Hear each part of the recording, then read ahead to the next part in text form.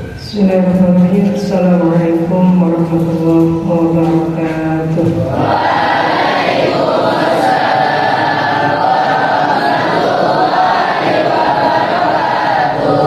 Al-Fatihah. Alhamdulillah sallallahu alaihi wasallam ala sayyidina Muhammad rasyidin. Thumma ila sultanil awliya syuhada fadil jilani wa khususan ila mawlid hadha kitab syi'run qazali. وصل حاجتنا وحاجتكم وحاصلنا وقصدنا وقصدكم في الدين والدنيا والآخرة. شهد الله لهم الفاتحة.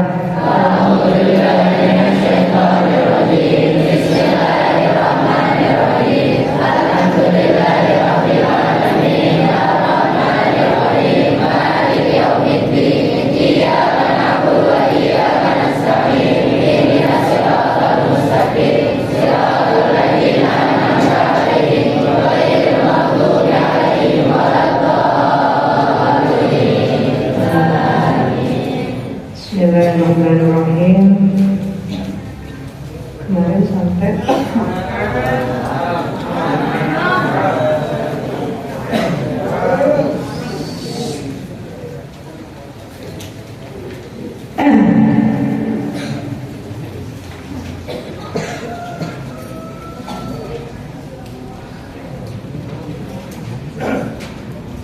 fa'ahaduha na'am lawaqa'a mas'alatun.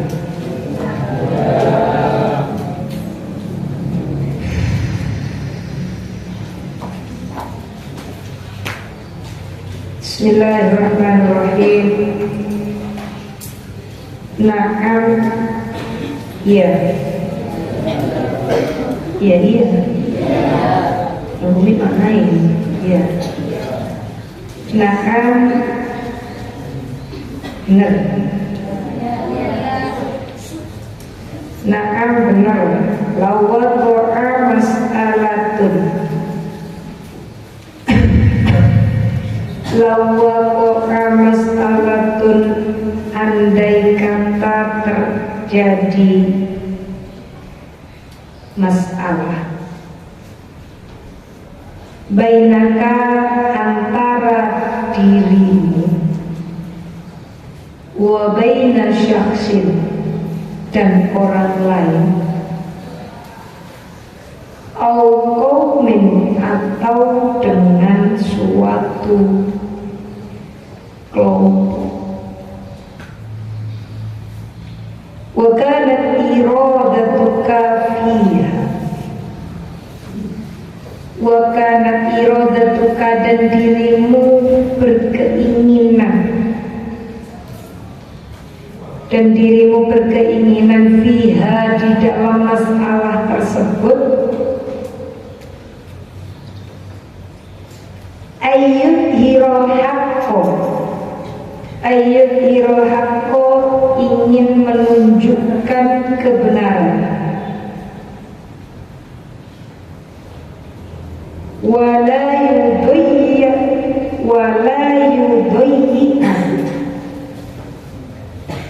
dan tidak menyia-nyiakan.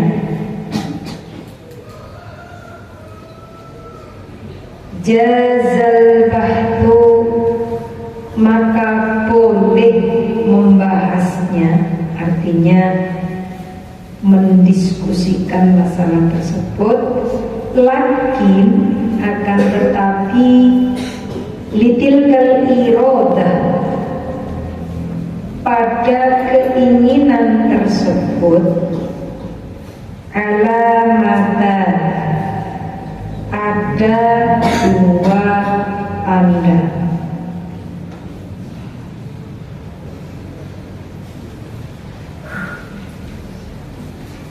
Jadi maksudnya di sini apa? Kalau kita lagi ada masalah dengan orang atau kelompok, jadi nggak individu lagi, tapi kita masalahnya dengan kelompok. Terus kita ini ingin menunjukkan bahwa saya ini benar. Kita punya pendapat yang salah itu mereka, saya ini benar. Nah, Seperti itu seperti gimana? Menurut Imam Ghazali boleh-boleh saja sih kita mendiskusikan. Artinya untuk menyampaikan pendapat bahwa kita punya pikiran saya ini yang benar. Berarti kan kesimpulannya apa? Kalau kita merasa benar, berarti yang salah siapa? Orang lain kan? Ini seperti apa menurut Imam Ghazali? Ya boleh-boleh aja monggo kalau mau didiskusikan, mau dibahas. Tapi orang-orang yang seperti ini, artinya orang-orang yang ingin menunjukkan bahwa dia benar, itu ada dua tanda. Ihdahuma, yang pertama, Allah tufarriqu baina ayyan kashifal haq. Allah tufarriqu, kamu tidak akan bisa membedakan baina, antara ayyan kashifal haqqu, terbukanya kebenaran itu, ala lisanika, apakah melalui lisan kalian, au ala lisani ghairika, atau melalui lisan orang lain.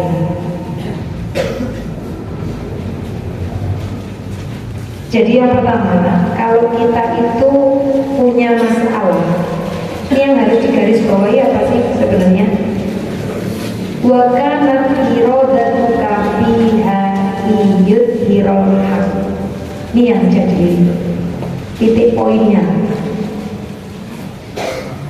Jadi kalau kita ada masalah, kita ingin musyawarah, tapi di kepala kita ini sudah merasa yang kemungkinannya apa? Pertama, kemungkinannya kita tidak akan pernah tahu, tidak akan pernah bisa mengungkapkan kebenaran ini ada di kita atau ada di orang lain. Kenapa seperti itu? Ya karena kita sudah terkonstruk bahwa saya ini yang ini. Wasaniyah, yang kedua, ayyakunal bahsu, pembahasan tersebut fil kholai, dilakukan di tempat yang sepi, ahabba ilaika, lebih kamu senangi,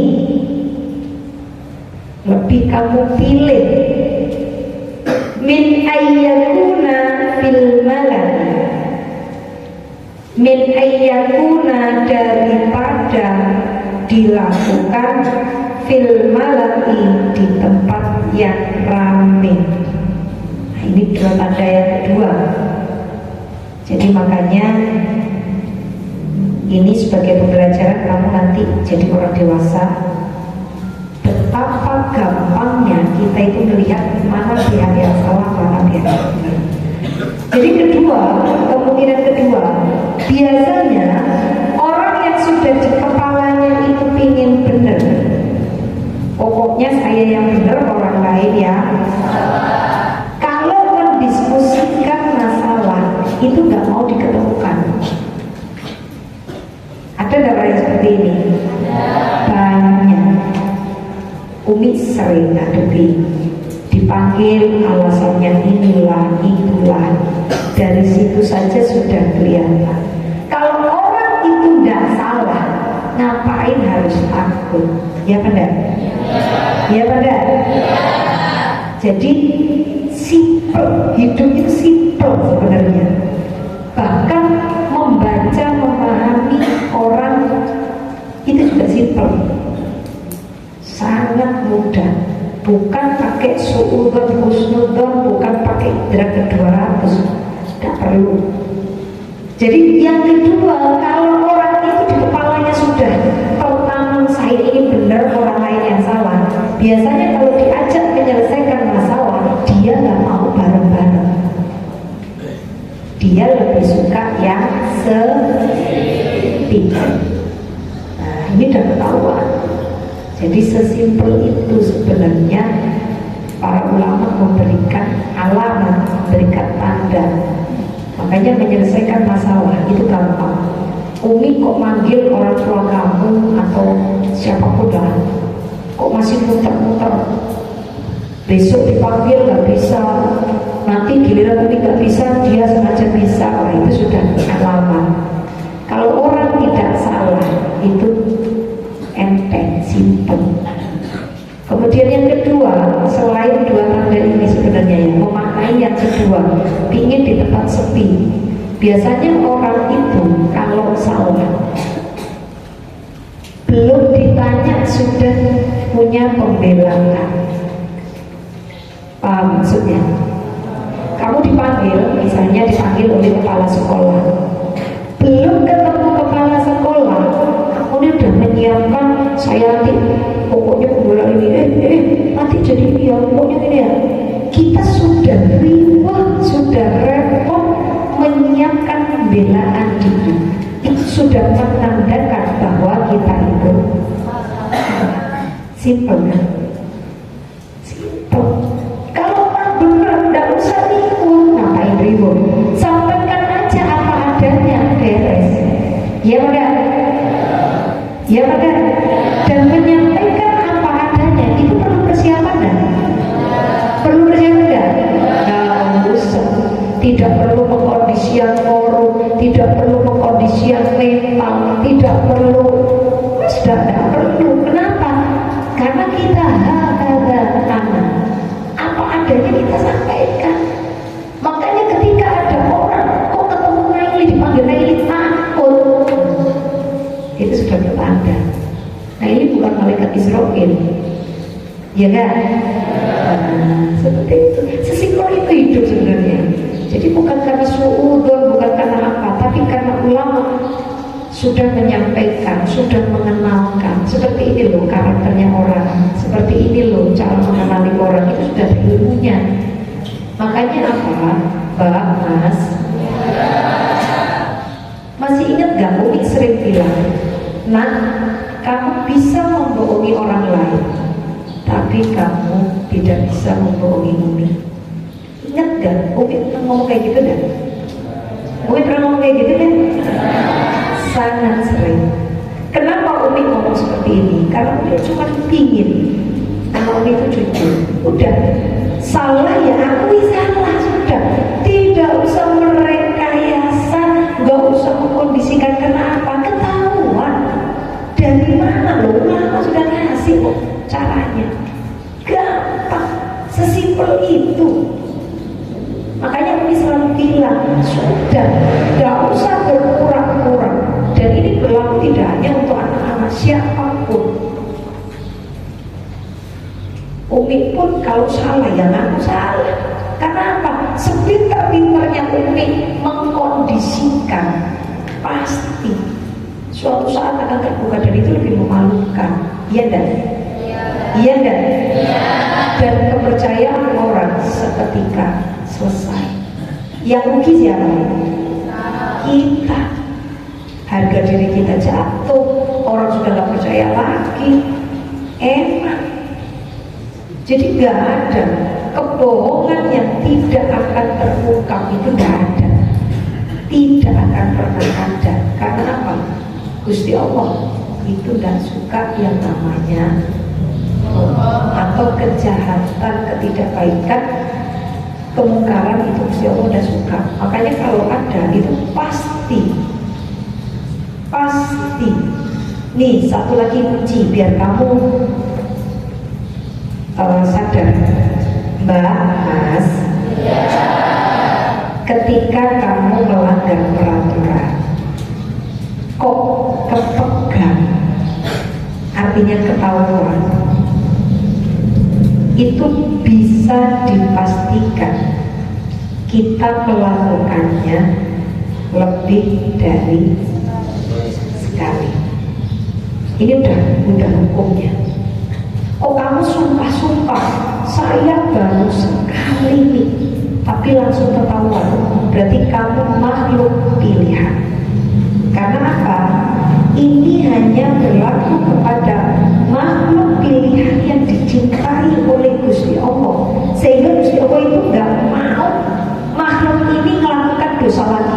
Jadi sekali langsung diselesaikan sama Gusti Allah.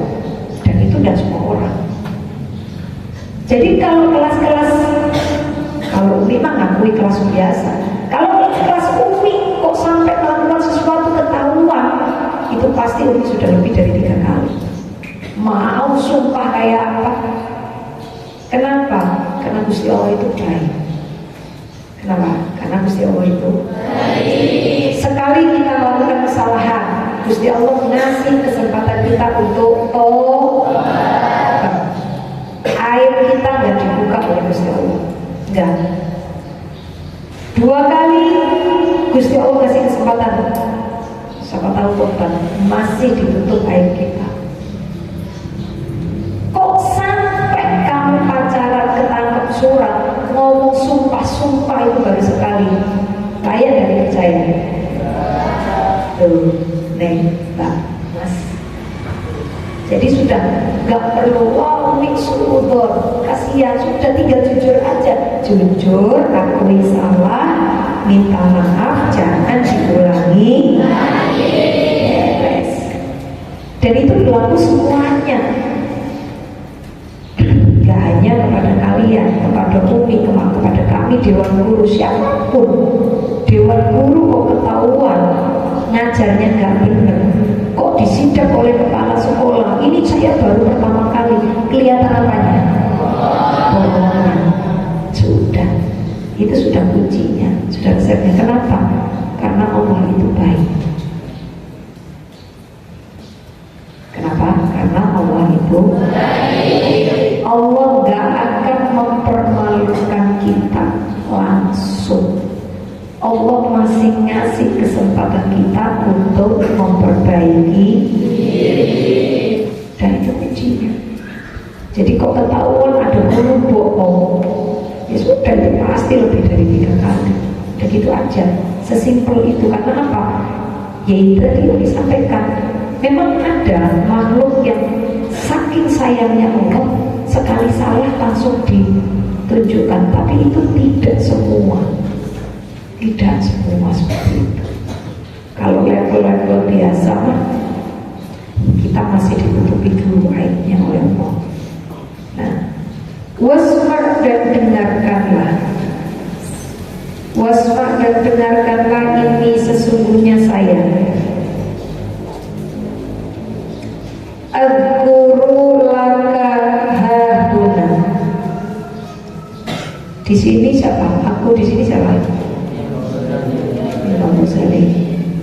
Al-Qur'an laka hahuna, saya menjelaskan kepadamu di sini faidah tentang suatu faidah, tentang suatu manfaat. Wa'lam, dan ketahuilah, anna su'ala, sesungguhnya menanyakan anil muskilati, tentang masalah-masalah yang sulit, ardu marodil kolbi, itu sama halnya. Ardu marodil kolbi, memeriksakan sakit hati, ila tobibi, kepada dokter.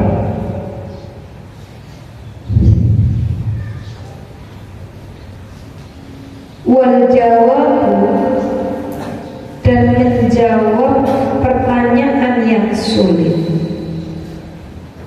Wal jawabu, dan menjawab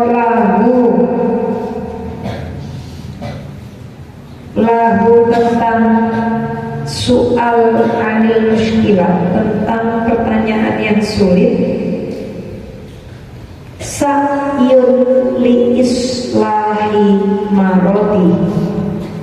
Sa'yun sama dengan upaya li islahi marodi, untuk menyembuhkan penyakit tersebut. Wa'lam, dan ketahuilah, Annal jahilina, sesungguhnya orang-orang yang bodoh. Al-mardo adalah orang yang sakit ulubuhum, hatinya. Wal ulama'u, adapun orang yang alim. Al-atibba'u adalah dokternya. Ini ibaratnya. Wal alimu, adapun orang yang alim. An-naqisu, tidaklah sempurna.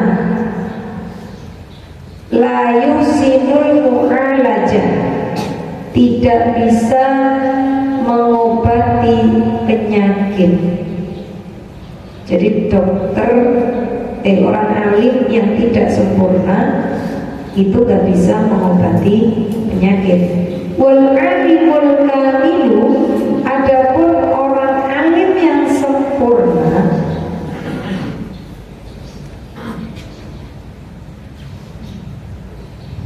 la yu'aliju kulla maridin, la yu'aliju, tidak bisa mengobati kulla maridin, semua penyakit. Bal, akan tetapi, yu'aliju, dia dapat mengobati man, seseorang, yarju, yang mengharapkan qabulal mu'alajati, mau diobati, wassolahi, dan berharap bisa sembuh. Ini jelaskan dulu.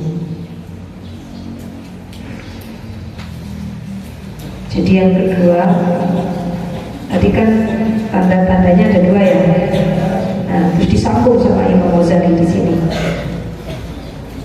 bahwa jangan ngobrol, biar paham, biar dapat ilmu. Bahwa orang itu kalau nanya tentang masalah yang sulit, ibaratnya adalah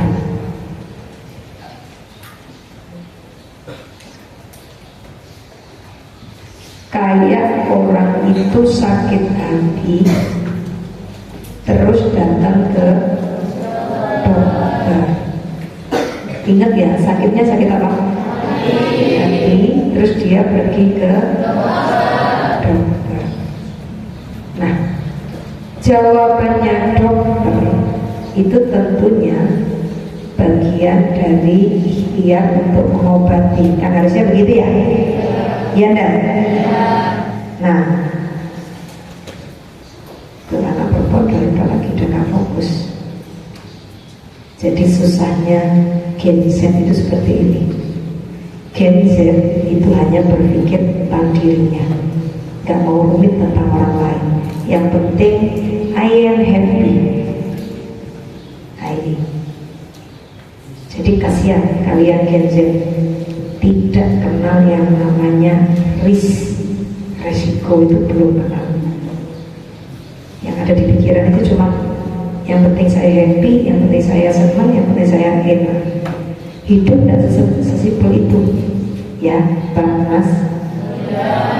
Kasihan ini nggak tahu kedepannya kalian menghadapi hidup itu bebannya apa. Hidup itu nggak sekedar enak-enak banget Mas. Main HP, pulsa ada terus, makan di meja udah ada, kalau nggak tinggal pencet GoFood. Tidak sesimpel itu. Ya, siapkan menghadapi resiko Gen Z. Ngeri ini. Aduh.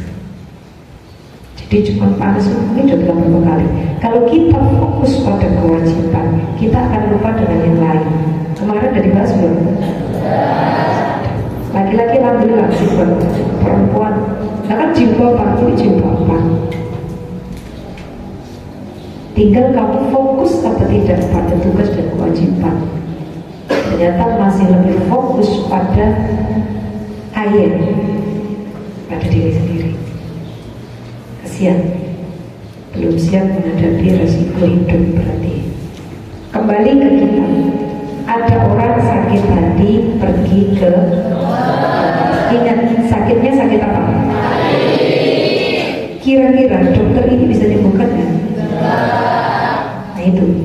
Jadi di sini dikatakan. Jadi ketahuilah orang bodoh itu ibaratnya penyakitnya. Nah orang pintar itu ternya.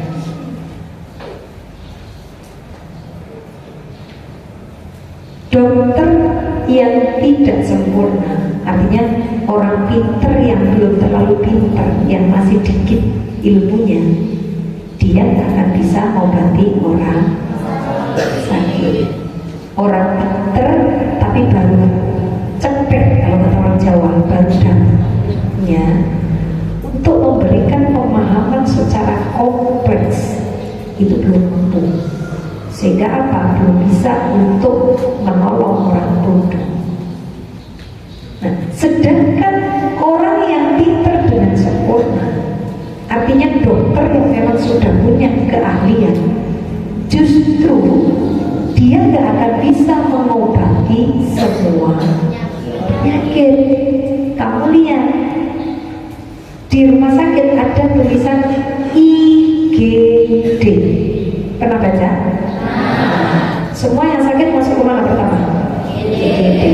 Di situ yang nemui dokter umum apa dokter spesialis?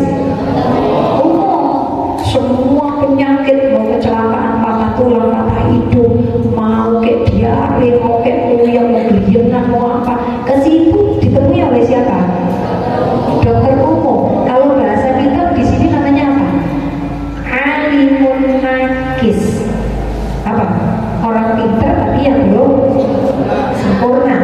Dokter yang masih belum mendalami keahlian. Apakah bisa menyelesaikan?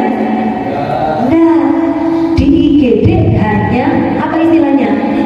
Pertolongan pertama. Sudah, dokternya hanya mampu pertolongan pertama. Kalau memang kecelakaan, ya lukanya darahnya ditutup. Tapi retaknya, pecahnya, apanya bisa menyelesaikan? Nggak bisa. Orang jantung pertolongan pertama dipasangi. Oh, jantung kok infus? Jantung itu apa? Oh, jantung kok perban? Oksigen. Nah, masa jantungnya diperban? Berarti bawa bolong buka dulu. Waduh, ya ini kalau nggak fokus. Nah, sedangkan al-alim al-kamil, orang yang pintar secara sempurna, berarti kalau dokter apa namanya? Spesialis. Dia bisa menyelesaikan masalah, bisa. Tapi apakah semua? Oh. Spesialis tulang, ada orang melahirkan di bawah spesialis tulang, kelar. Wassalam. Bisa anak sama maknya, wassalam. Padahal dia spesialis loh. Spesialis apa? Spesialis tulang. Kamu kasih suruh nolong orang melahirkan. Apakah bisa menyelesaikan? Tidak. Sama di sini.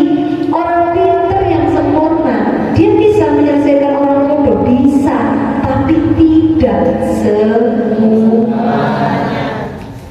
Gitu. Makanya apa? Nah, kalau sakit hati ke dokter, hati itu nampak apa tidak? Mengobati penyakit iri. Kalau ada dok, saya itu kalau ada teman saya punya rezeki, saya sakit perut. Kalau punya baju baru, saya puyeng. Diperiksa sama dokter, tensinya normal ini bu, pak. Oh, ini masih puyeng saya dok. Kenapa? Karena saya tadi melihat teman saya beli baju baru. deteksi lagi sama dokternya. Normal Pak Bu, ini detak jantungnya juga normal. Oh, saya yang rasain yang kok dokternya ngeyel. Oh, ini sama. Kenapa yang sakit? Apanya? Hatinya. Kalau orang yang sakit hatinya sudah ingat al-aqlus salim fil jismis salim.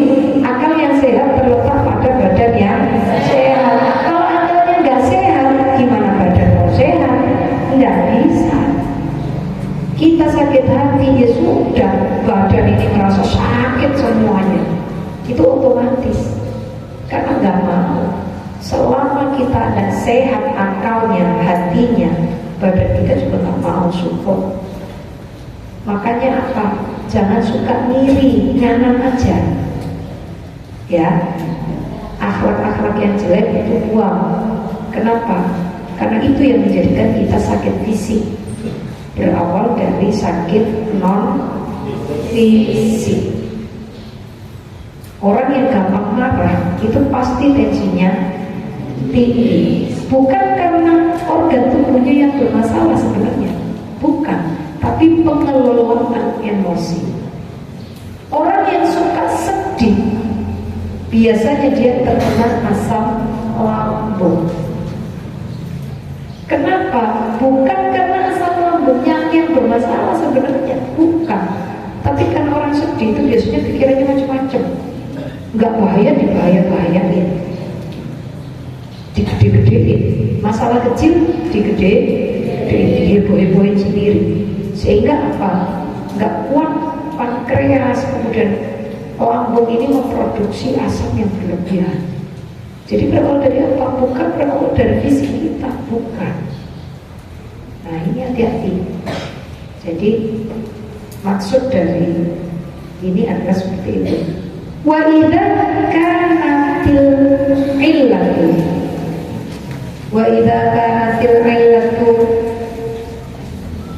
manakala penyakit tersebut muzminatan berupa lumpuh au akiman atau mandul la takralul ilaja yang gak bisa diobati. Misalnya yang datang itu pasien yang sakit yang sudah gak bisa diobati, fahadaqotut tobibi fihi, maka dokter yang cerdas ayakula akan berkata hadza la yaqbalu ilaja, bahwa penyakit ini sudah tidak bisa diobati.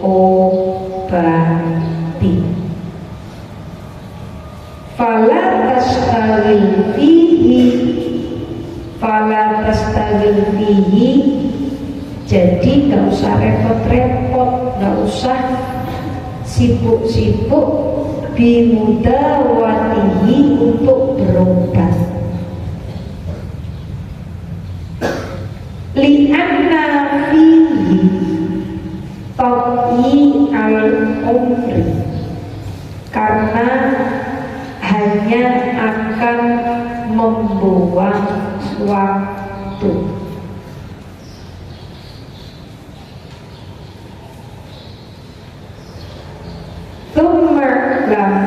Ini titik di sini. Jadi kalau ada orang sakit parah, dokter itu yang pintar, yang cerdas, biasanya nggak usah repot-repot periksa. Udah langsung bilang aja, udah Bu, nggak usah periksa, doa aja di rumah, udah makan-makan yang enak, happy, bahagia, mohon kepada Allah. Gitu aja dong.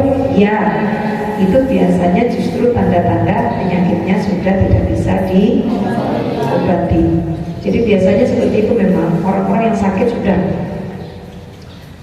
mendekati ajal, artinya dokter itu sudah dalam tanda kutip menyerah.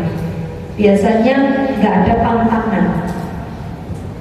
Pasien minta makan apa saja biasanya dikasih, malah dikasih. Jadi biasanya orang-orang yang sudah keluar dari ICU kok sadar, kok seolah-olah menunjukkan sembuh, itu biasanya menuju mau meninggal. Ada di dalam ilmu kesehatan, ada juga di dalam kitab. Jadi biasanya titik terendah kita menghadapi penyakit itu biasanya slow respon. Kita melepas semua seolah-olah kita sembuh, padahal adalah itu titik terakhir kita berjuang. Nah biasanya di situ kita itu minta makan apa, dan dokter tidak melarang. Itu keluarga justru harus peka bahwa di situ justru detik-detik terakhir. Seperti itu. Silakan kalau amati. Jadi biasanya orang yang habis sakit keras kemudian ada perbaikan, seolah-olah kayak sembuh, terus tiba-tiba sadar, tiba-tiba minta makanan ini itu, dan dokter tidak melarang, berarti sudah lama. Tapi kalau dokter masih mewanti-wanti, tolong jangan dikasih makan ini, masih ada sekian aturan, itu berarti masih ada peluang sembuh.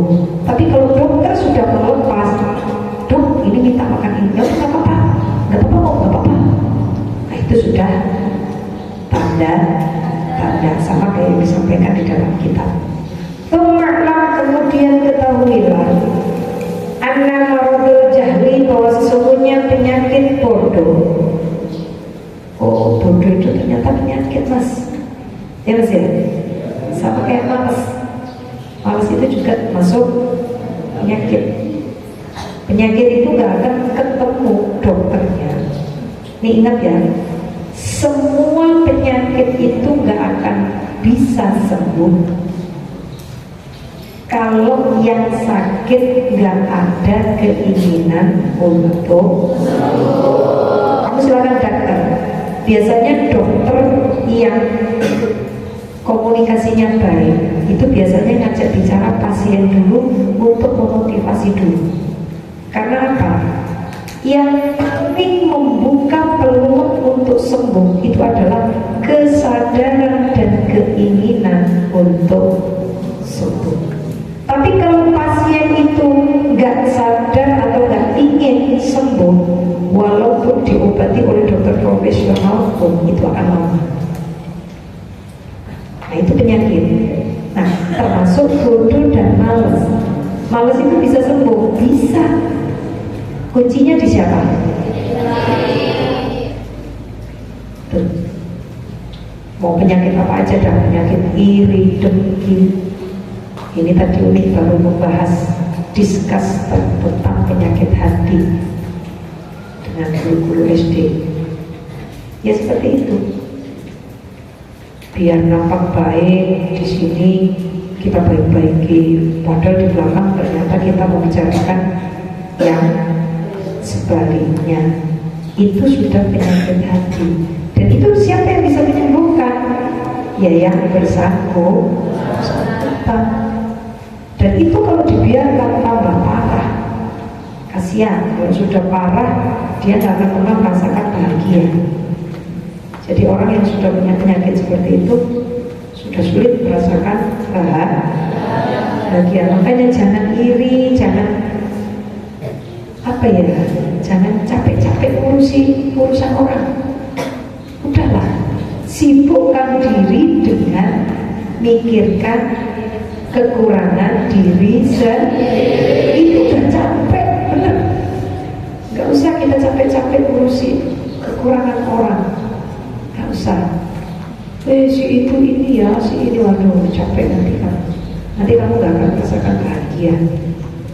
Tumaklah ketahuilah anna maradul jahli, bahwa sesungguhnya penyakit bodoh itu adalah arba'ati anwa'in, ada 4 macam. Penyakit bodoh itu ada 4 macam. Ahaduha, yang pertama, modelnya kayak apa yang pertama? Yang balul ilaja,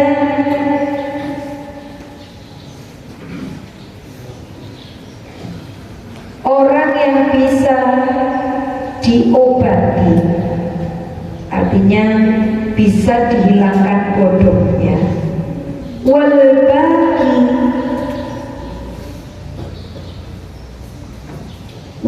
baki dan sisanya layak baru tidak mau nerima.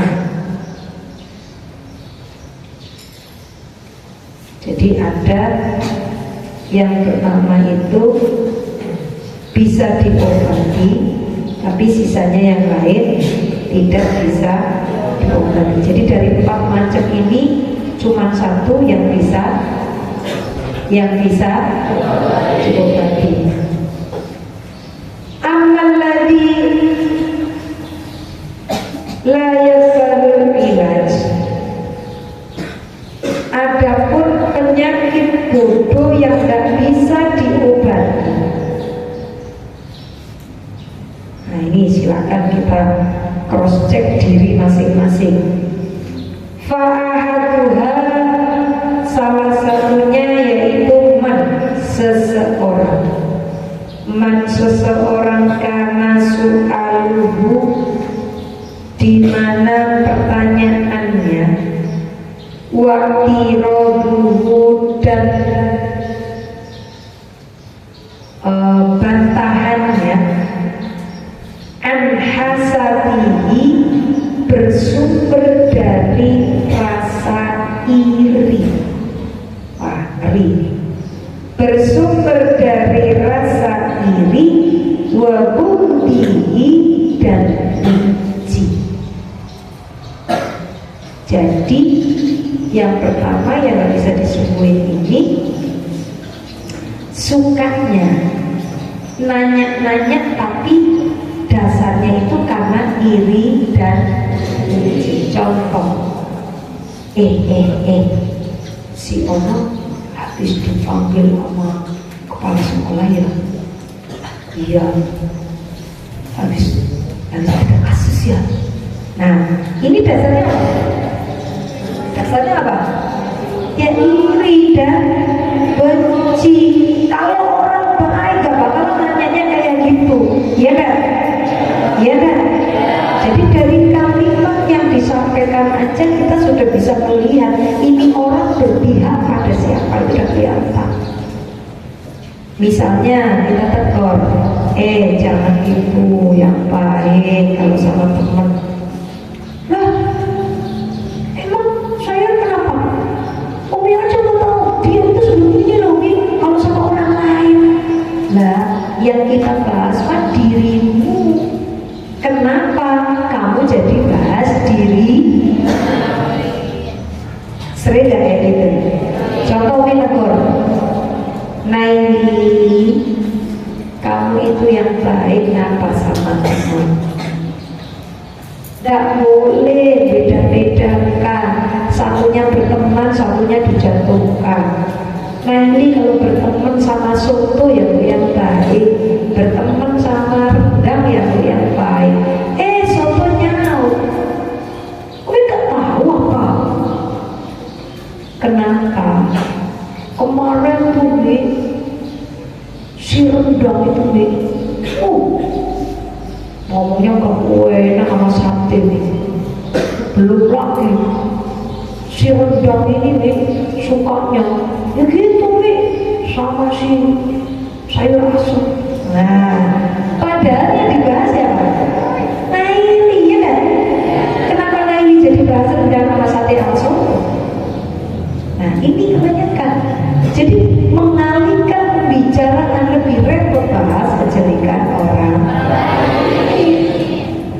Nah ini gak bisa sembuh, sudah di sini. Karena apa? Yang ada di dalam hati adalah iri dan benci. Jadi diingetin, disadari, malah dia menjelek-jelekkan. Nah ini sudah gak bisa sembuh.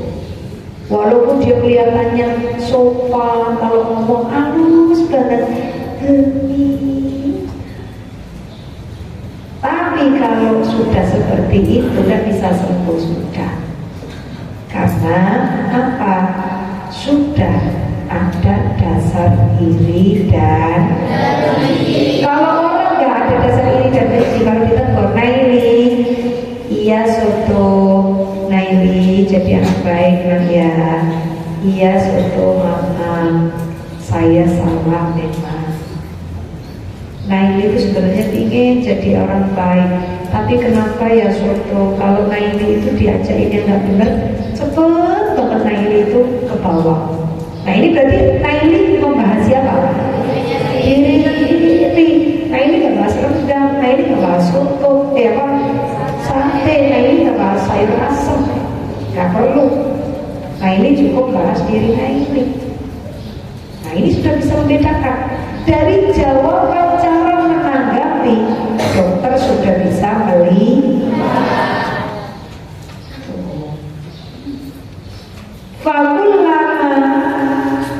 Fakulama tujibuhu. Nah ini jawabannya. Fakulama maka tiap-tiap tujibuhu jawabannya bi ahsanil jawabi, dijawab dengan baik, wa afsohihi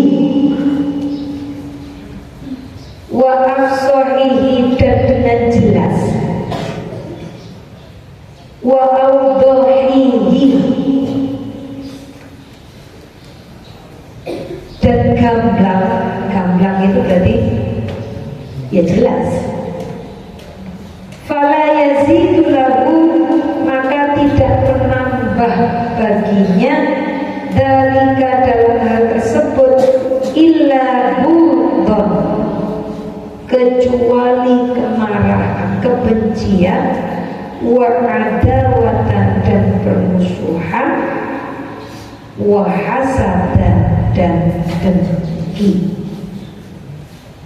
Jadi tambah dijelasin, bukannya tambah baik, tapi tambah emosi, benci.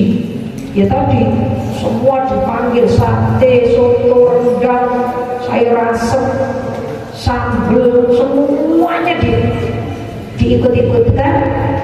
Nah ini faktoriku, maka jalan yang terbaik kalau menghadapi seperti ini seperti apa?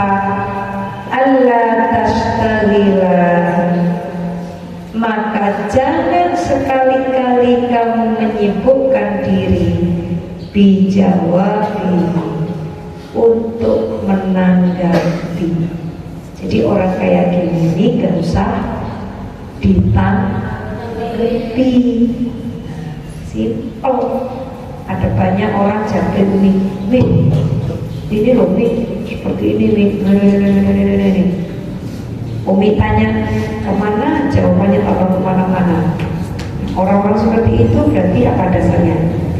Iri, dengki, dan benci. Caranya seperti apa? Sudah, Allah tashtagila bijawabi, cuekin kalau bahasa kita. Apa? Gak usah repot-repot untuk menanggapi. Fakot kila, untuk menjawabnya. Fakot kila, tidak usah repot-repot untuk menjawabnya.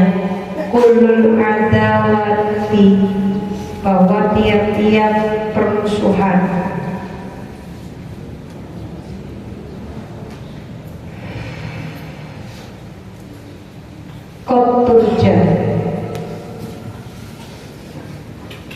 Koturja masih bisa diharapkan izalatuha, untuk didamaikan, dihilangkan. Illa, kecuali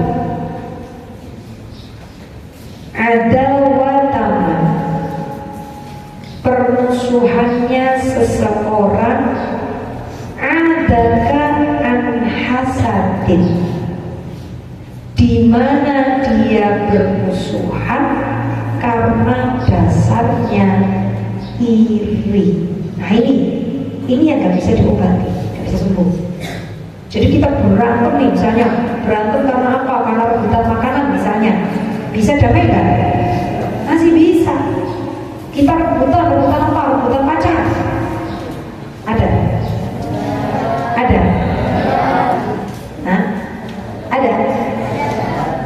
Misalnya terus berantem, bisa diselesaikan? Bisa. Semua permusuhan itu bisa diselesaikan selama satu aja permusuhan itu tidak didasarkan atas kalau sudah atas iri sudah. Misal Pak Guru ngapa dulu itu tuh kalau itu ngomongin buku saya ngapain ya udah bapak ngomongin sama dia. Aslinya yang melaporkan ini gak suka temannya dapat ranking 1 misalnya. Makanya ini peringatan juga untuk SMP SMK, tidak diperkenankan mencantumkan peringkat di rapor masih ada, tidak boleh. Ini warning sudah. Karena apa? Tiap orang punya kelebihan. Itu satu. Yang kedua, ranking itu tentatif. Tahu tentatif? Sementara. Dinilainya cuma per ambil rapor, dari rapor ke rapor. Sudah tentatif. Sehingga apa? Tidak boleh ada peringkat. Kalau guru masih mencantumkan, berarti harus total. Karena dia sudah menjatuhkan potensi anak yang lain. Tak boleh. Kok kepala sekolah masih memerintahkan suruh total? Tak boleh. Rapor masih ada total, masih ada ranking. Suruh ngapus gurunya, suruh total gurunya. Tak boleh. Karena apa? Kamu yang peringkat 1, akhirnya kamu gede. Gede apa? Secara otomatis kamu akan merendahkan teman yang lain. Padahal dengerin dulu, yang ngasih nilai kamu siapa? Guru itu subjektif atau objektif? Subjektif. Pintar menurut aku, tentu pintar menurut B, betul? Tapi bangganya kamu udah sampai Amerika. Orang tua udah status. Masya Allah. Yang namanya Haikal yang kemarin nonton juara 1 di kelas 9. Terkenal, Haikal ini kan pintar, kenapa di rapotnya? Tertera, Verika. Itu tobat, Haikal, guru suruh tobat. Kenapa? Sekarang kita lihat, layak dan peringkat 1 masih kentut di depan umum, di depan gurunya. Dan lebih parah lagi di belakang Haikal ada gurunya loh, kemarin kentutin. Ini biar ngerti gitu. Ya. Karena di SMP saya lihat masih banyak peringkat. Ini tobat. Dosa. Boleh. Kenapa? Sudah tidak boleh. Islam sudah melancarkan setiap orang itu punya kelebihan. Dan penilaian itu bersifat tentatif dan subjektif. Tidak boleh ada peringkat. Alhamdulillah, Umi tidak pernah tahu anak Umi itu nilainya berapa, tidak pernah tahu. Belas. Setiap hari cuma yang Umi tanya apa? Kalau Umi ada masalah dengan apa atau siapa? Sudah. Karena karakter yang akan bertanggung jawab siapa? Orang tua. Iya kan? Anak bohong, ibumu dosa terus sama bapakmu. Jangan salah loh, nak. Kamu jangan sama-sama bohong. Karena orang tua akan dapat jariah atau kiriman dosa. Guru membiarkan, emang guru dibiarkan sama Gusti Allah? Lah kagak. Lu naili kalau bahasa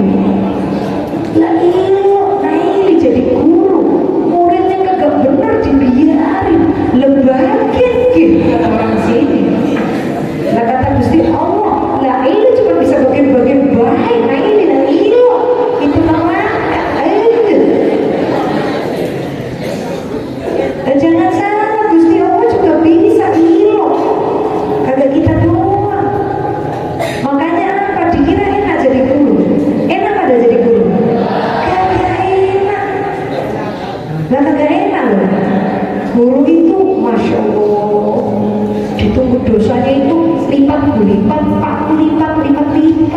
Jangan salah. Jangan salah. Makanya apa? Mbak Mas? Mbak Mas? Kalau Umi cerewet, kalau kata anak Umi, kata Rara tuh Umi cerwewe.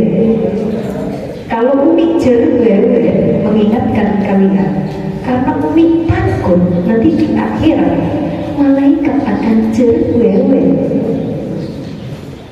Nah ini kamu itu dititipi bocah, kamu diemin baik, wajar kamu bokeh, ketemuan kamu biarin, kamu itu kerjaan ngomong ilmu dari guru. Sekarang Umi bisa ilmu. Padahal nggak ngerti artinya ilmu itu apa, tapi enak banget adanya ya. Orang Betawi ilmu.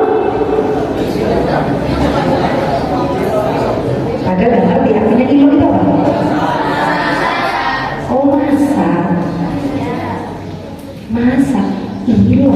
Oh Umi yang itu bagian gitu. Bagian biarin ya. Mau kamu dibagianin sama Umi? Lebakin gitu. Umi si orang ini macam lebakin gitu. Mau ya? Tapi Umi caranya juga mau. Lah terus piye? Nih dengerin semuanya. Mau dibagianin sama Umi? Mau diceramahin sama Umi? Enggak. Ayo jujur. Enggak. Lah terus kalau misalnya kamu melanggar, terus Umi pakai bahasa apa nih?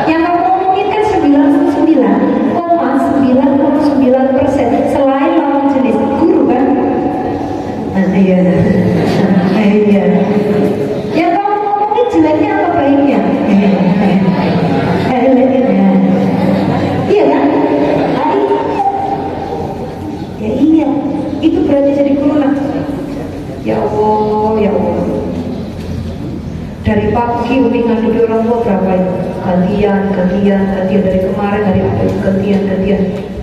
Simple masalahnya, tapi menjadi complicated. Kayak orang berawal dari pilot, akhirnya apa? Jadi komplikasi. Jantungnya kena, livernya kena, semuanya sampai ketek-keteknya kena. Berawal dari pilot. Nah ini beratnya jadi dulu. Makanya di sini disampaikan, semua permusuhan itu bisa sembuh kecuali kalau ada rasa. Wes, makanya jangan iri. Ngelihat temanmu kok lebih cantik dari kamu, syukuri. Sekarang orang jelek itu langka. Ya enggak? Udah syukur aja. Kamu melihat temanmu kok tinggi-tinggi gitu, kamu pendek, justru bersyukur. Orang tinggi itu kalau kemana-mana tunduk, capek. Ya enggak? Kalau orang pendek kan bisa tunduk. Ya enggak? Naik angkot, masuk pintu, orang tinggi tunduk, orang pendek masuk. Beres. Orang pendek kalau orang angkot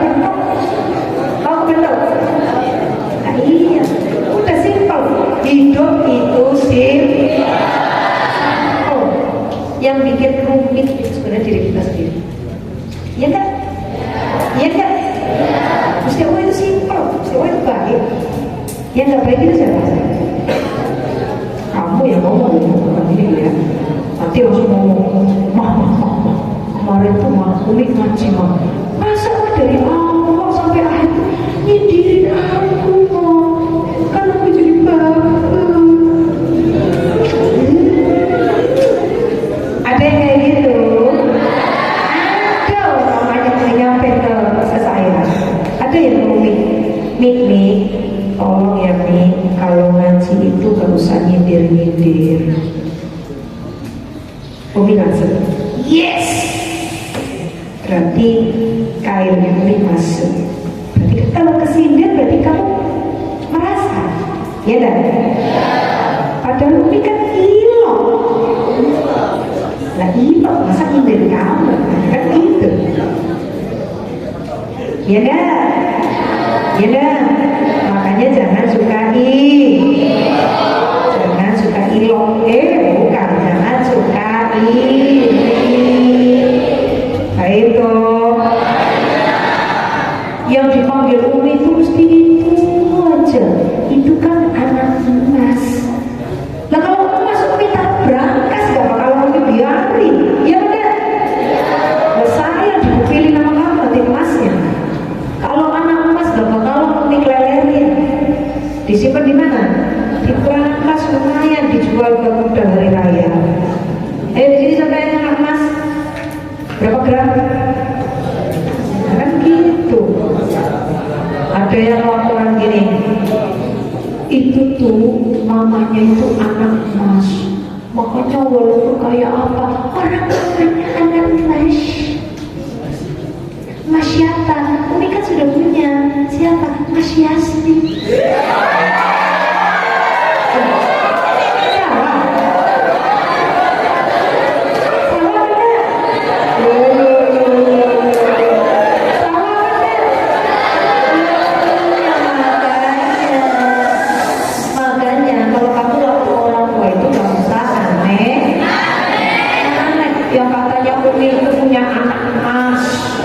Punya guru emas, punya apa itu namanya, orang tua, wali murid, ini ada yang diemaskan.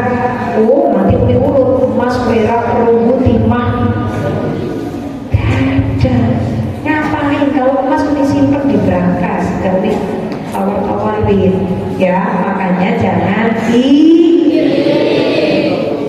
Bayang dari Makassar Yogyo. Apa bayang Bali? Seyukyanya Antuk Ridho. Kok sudah jam 2 ya?